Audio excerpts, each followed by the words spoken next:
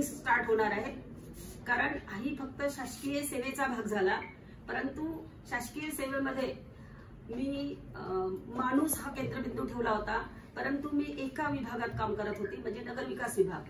पण मला काही युवा वर्गांसाठी काम करायचं आहे, काही महिलांसाठी काम करायचं आहे, अपंगासाठी सुद्धा काम करायचं आहे. त्यासाठी मला उद्यापासून ही एक संधी मिळणार आहे.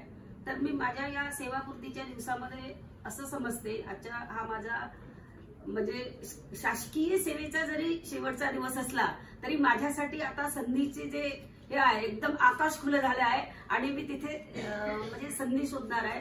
युवकांसाठी काम करण्याची संधी शोधणार आहे, महिलांसाठी काम करण्याची संधी शोधणार आहे, अपंगांसाठी काम करण्याची संधी शोधणार आहे आणि युवकांच्या हाताला काम कसं मिळेल, त्यांच्या ब्रेनला म्हणजे फीड कसं मिळेल याच्यावर मी म्हणजे काम करणार आहे. नक्षलग्रस्त भागामध्ये तुमची नोकरी सेवा किती वर्षापर्यंत राहिली आणि सोबतच असा प्रश्न आहे की त्या नक्षलग्रस्त भागामध्ये काम करत असताना तुम्हाला काही चॅलेंजिंग राहिलं का, अनुभव सांगा. मी जवळपास 12 एप्रिल 1999 शासकीय औद्योगिक प्रशिक्षण संस्था गडचिरोली इथे सिनियर क्लर्क म्हणून जॉईन झाले.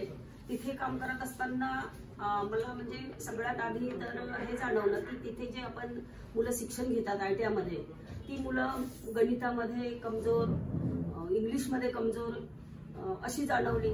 त्यामुळे त्यांना स्पर्धा परीक्षेच्या मार्गदर्शनाची कमी जाणवली.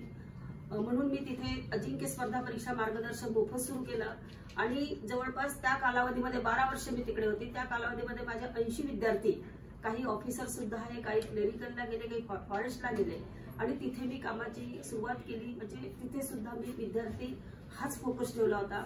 मध्ये एकदा आम्ही गडचिरोली जिल्हा परिषदला माझ्याकडे लेखाधिकारी पदाचा चार्ज होता, तेव्हा आम्ही एका शाळेवर व्हिजिटला जाणार. तर शाळेपासून सुपरिटेंडेंट असताना तर आम्ही एका जंगलात गेलो. एका जंगलात गेल्यानंतर माझ्यावर जरा म्हणजे गोळी रोखली गेली, परंतु त्यांना मी सांगितलं की एका शाळेमध्ये खूप असा शालेय पोषण आहारचा जो तांदूळ आहे तो वापरला जात नाही आणि त्याचा खूप अशी इलिगल पद्धतीनं साठवणूक होत आहे आणि त्यावर इन्स्पेक्शन करण्यासाठी मी जाते असं जेव्हा ते सांगितलं तेव्हा मला त्यांनी सोडून दिलं आणि तुम्ही तुमचं काम करा असं सांगितलं. तर तेव्हापासूनच मला असं वाटतंय की नाही, म्हणजे आपण ज्या पद्धतीनं काम करतो त्या पद्धतीच्या कामाची खरोखर प्रशासनामध्ये सुद्धा गरज आहे आणि समाजामध्ये सुद्धा गरज आहे, संघटनात्मक काम करायचं आहे तिथे सुद्धा गरज आहे. तुमच्या नोकरी दरम्यान तुम्ही किती युवकांना रोजगार दिलाय?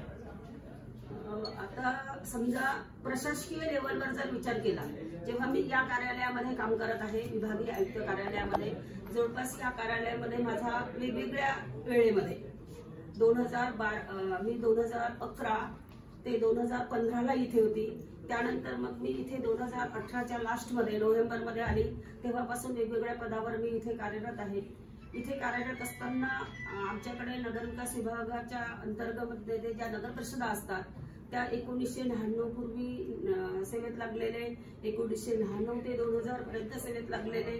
नंतर ग्रामपंचायत होत्या, ग्रामपंचायत त्या नगरपंचायत झाल्या. जो शासनाचं धोरण होतं तालुका बेसवरच्या जे गावं आहेत ते नगरपंचायत, त्यावेळेसचे जे कर्मचारी होते जे रोजंदारी ते सुद्धा म्हणजे परमनंट करणे होते. याचे एक समिती असते, समितीचे अध्यक्ष विभागीय आयुक्त असतात, परंतु त्या ज्या फाईल असतात त्या आमच्या लेवलवर त्याची हाताळणी करणे असते. विद्यार्थ्या म्हणजे उमेदवाराप्रती सकारात्मक दृष्टिकोन असल्यामुळे म्हणजे आज रोजीपर्यंत मी जवळपास 1861 के लिए जो भी मेरे साथ अभी तक पूरा समर्थन दिया है, ये तो काष्ठाई महासंघ ने ही ज्यादा समर्थन दिया है और हमारे कुछ चीफ ऑफिसर्स है, चीफ ऑफिसर संगठन नहीं कोई रिप्लाई नहीं. मैडम, आप भविष्य में राजनीति में प्रवेश करने की इच्छा रखते हैं क्या? वो तो अभी आने वाला समय बताएगा. मॅडम, जे तरुणी आहे, जे प्रशासकीय सेवेत येण्याची त्यांची इच्छा आहे, अशांना आपण काय हे सल्ला द्याल? मी तर असं म्हणेन की जी पण ग्रामीण भागातले विद्यार्थी असो की शहरातले विद्यार्थी असो, प्रत्येकाने विद्यार्थी दशेमध्ये तर सुरुवातीला आपला फोकस हा अभ्यासावर केला पाहिजे. जसंही त्यांचं डिग्री लेवलचं एज्युकेशन झालं किंवा कौशल्य जर त्यांचे असेल म्हणजे प्रोफेशनल एज्युकेशन असेल, तरी आपण जे ग्रामीण भागातले जे विद्यार्थी आहे किंवा कुटुंब आहे हा ग्रामीण भागातील कुटुंब आहे, हा इकॉनॉमिकली स्ट्रॉंग नसतो. त्यामुळे पहिली प्रायोरिटी ही आपली नोकरी असते. समजा आपण नोकरी जर मिळवायची आहे, जर शासनामध्ये जर मिळवायची असेल तर स्पर्धा परीक्षेचा अभ्यास केल्याशिवाय पर्याय नाही. परंतु ज्यांना उद्योग क्षेत्रामध्ये जायचं आहे त्यांनी मात्र उद्योगावर फोकस करणं आवश्यक आहे. कारण आज रोजी आपण बघतो की शासकीय सेवा जी जाहिराती आहे किंवा काही हा खूप कमी प्रमाणात निघतात. म्हणून जे उर्वरित क्षेत्र आहे, उर्वरित क्षेत्राकडे सुद्धा जे युवक आहे, युवकांनी वळलं पाहिजे. त्यांची एक विभागीय सहायक पद पर मैडम, प्रशासकीय जो प्रणाली है, ये प्रशासकीय प्रणाली में ये चलते रहता है. 10-12 साल के बाद आश्वासित प्रगति योजना, उसके बाद 24 साल के बाद आश्वासित प्रगति योजना होती थी. मगर ये जो 7वां वेतन आयोग जब से आया तब से 10 साल के बाद आश्वासित प्रगति योजना, फिर 20 साल के बाद और 30 साल के बाद ये थोड़ा गवर्नमेंट ने किया है. तो उसमें अभी अधिकारी कर्मचारियों को प्रमोशन वगैरह अच्छे से मिल रहा है. मगर कोई प्रकरण में कोई इसमें थोड़ा सा कभी हमारी जो अपन बोलते हैं कि जो लिपिक यानी टाइपिंग मिस्टेक रहती है या कुछ थोड़ी मिस्टेक रहती है, उसमें थोड़ा सा लेंदी चल जाता है. मगर अभी जो अपना सरकार है, माननीय मुख्यमंत्री महोदय ने 100 साल का प्रोग्राम दिया है और 150 साल का प्रोग्राम दिया है. ये 100 साल के प्रोग्राम में और 150 साल के प्रोग्राम में ये जो अभी पदोन्नति है बहुत जल्दी हो रही है.